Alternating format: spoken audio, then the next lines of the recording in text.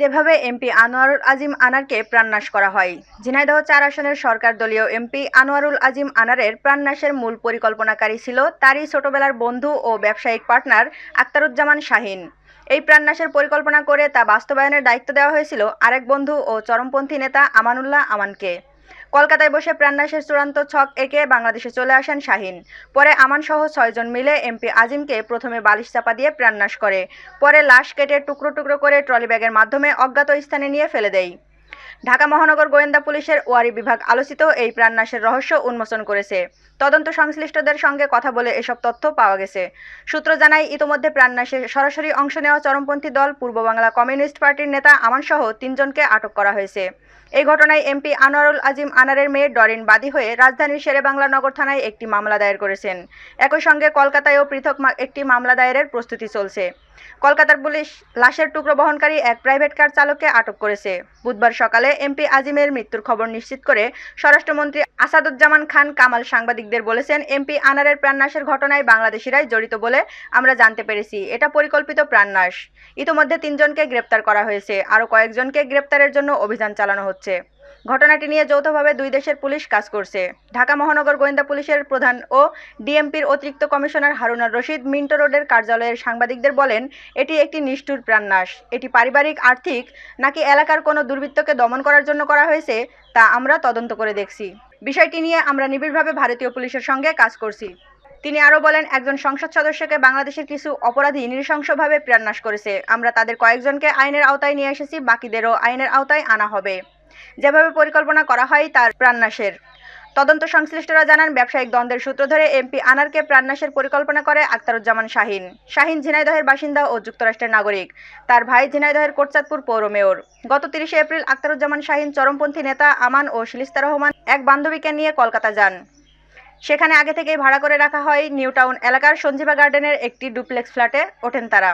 কলকাতায় আরও আগে থেকেই অবস্থান করছিল শাহীনের ২ সহযোগী সিয়াম ও জিহাদ। সেখানে বসে তারা এমপি আনারকে প্রাণনাশের পরিকল্পনা করেন। প্রাণনাশের পুরো দায়িত্ব আমানকে বুঝিয়ে দিয়ে ১০ মে দেশে চলে আসেন শাহীন। পরিকল্পনা অনুযায়ী আমান বাংলাদেশ থেকে আরও ২ ভাড়াটে কিলারকে নিয়ে কলকাতায় যান। ফয়সাল সাজি ও মোস্তাফিজ নামে ২ ভাড়াটে প্রাণনাশকারী ১১ মে কলকাতায় গিয়ে আমানের সঙ্গে যোগ দেন। আমানকে জিজ্ঞাসাবাদে প্রাপ্ত তথ্যের বরাতে গোয়েন্দা কর্মকর্তারা জানান, এমপি আনার যে ১২ মে কলকাতায় যাবেন তা আগে থেকেই জানত শাহীন। সে তাকে প্রাণনাশের জন্য সব ধরনের প্রস্তুতি নিয়ে রাখতে বলেন তাদেরকে।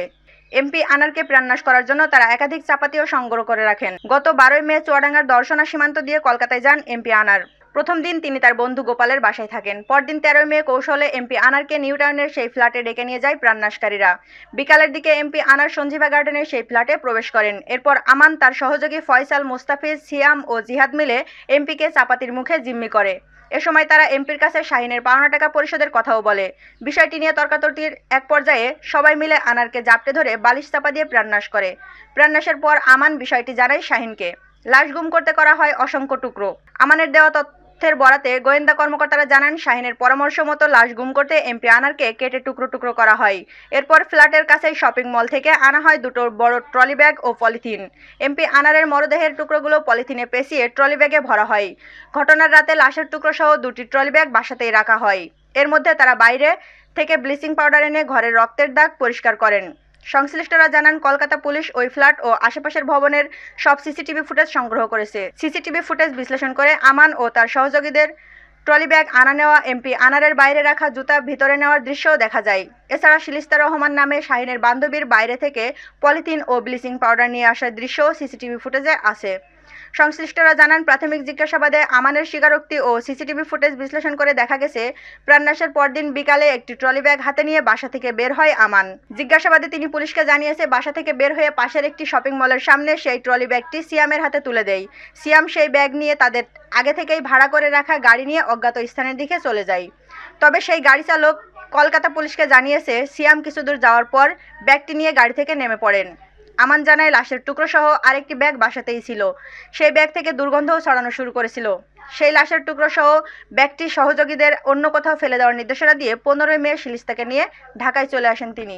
গোয়েন্দা কর্মকর্তারা জানান, প্রাণনাশের পর আমানের নির্দেশনা অনুযায়ী তার ২ সহযোগী এমপি আনারের ব্যবহৃত ২টি ফোন নিয়ে ২ দিকে চলে যায়, যাতে তদন্তকারী বা আইন শৃঙ্খলা বাহিনী এমপি আনারের অবস্থান সম্পর্কে বিভ্রান্ত হয়। পরে ১৭ মে মোস্তাফিজ ও ১৮ মে ফয়সাল বাংলাদেশে ফেরত আসে।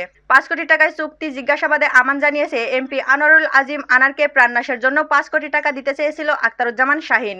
প্রাণনাশের আগে তাকে কিছু টাকা পরিশোধ করা হয়, বাকি টাকা দেওয়ার কথা ছিল প্রাণনাশের পর। তাদের মিশন সফল হওয়ার পর আনারের লাশ টুকরোগুলো গুম করার জন্য সিয়াম ও জিহাদকে দায়িত্ব দিয়ে ঢাকায় চলে আসেন আমান। ঢাকায় এসে দেখা করে আখতারুজ্জামান শাহীনের সঙ্গে। তবে আখতারুজ্জামান শাহীন পরবর্তীতে তাকে কত টাকা দিয়েছে তার কোনো উত্তর দেননি তিনি। গোয়েন্দা পুলিশের একজন দায়িত্বশীল কর্মকর্তা জানান, প্রাথমিক জিজ্ঞাসাবাদে আমান অনেক কিছুই এড়িয়ে যাওয়ার চেষ্টা করছে।